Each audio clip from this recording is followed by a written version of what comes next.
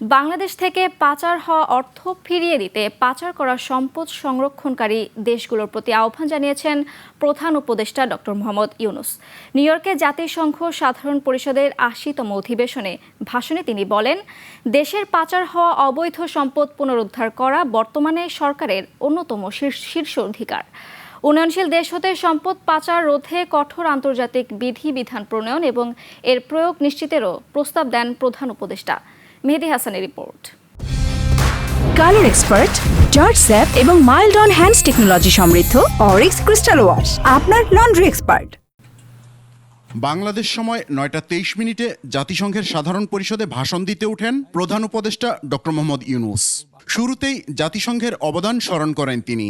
বাংলাদেশে গেল ১ বছর আগে সংগঠিত অভূতপূর্ব অভ্যুত্থানের বর্ণনা দেন। তুলে ধরেন তার সরকারের ন্যায় সংস্কার কার্যক্রমের বিস্তারিত।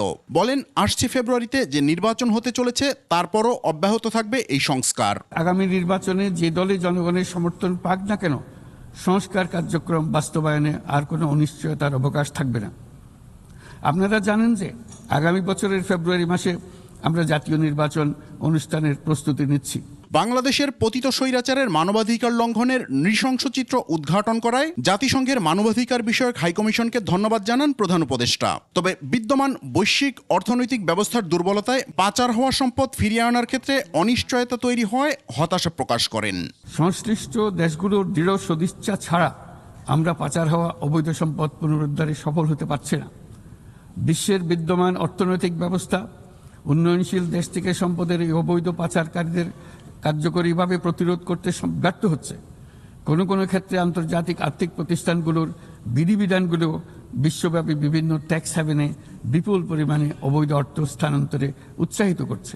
জলবায়ু সংকট মোকাবেলায় প্রতিশ্রুতি পূরণ না হওয়া এবং নতুন করে বিশ্ব বাণিজ্যের সংরক্ষণবাদের উত্থানের সমালোচনা করেন ডক্টর ইউনূস। বিস্তারিত আলোচনা করেন রোহিঙ্গা সংকট ও তাদের মানবিক সহায়তা অব্যাহত রাখার বিষয়ে। তহবিল সংকটের কারণে আজকে রোহিঙ্গা ক্যাম্পগুলোতে ন্যূনতম জীবনমান বজায় রাখার আমাদের যৌথ প্রয়াসও ভেঙে পড়ার উপক্রম হয়েছে। বিশ্ব খাদ্য কর্মসূচি তাদের জরুরি সহায়তা কার্যক্রমে মারাত্মক তহবিল ঘাটতির বিষয়ে ইতোমধ্যে সতর্ক করে দিয়েছে আমাদেরকে। অবিলম্বে নতুন তহবিল না এলে মাসিক রেশন অর্ধেকে নামিয়ে এনে মাথাপিছু মাত্র $6 নামিয়ে আনতে বাধ্য হবে, যা রোহিঙ্গাদের অনাহার ও অপুষ্টিতে নিমজ্জিত করবে। বাংলাদেশে ছাত্র জনতার অভ্যুত্থানের পর একটি গোষ্ঠীর বিভ্রান্তমূলক অপপ্রচারের উদাহরণ টেনে প্রধান উপদেষ্টা এমন পরিস্থিতি মোকাবেলায় বৈশ্বিক সহযোগিতার উপর গুরুত্ব আরোপ করেন। শতাব্দীর পর শতাব্দী ধরে রাজনৈতিক মেহেদী হাসান, ২১ টেলিভিশন, ঢাকা।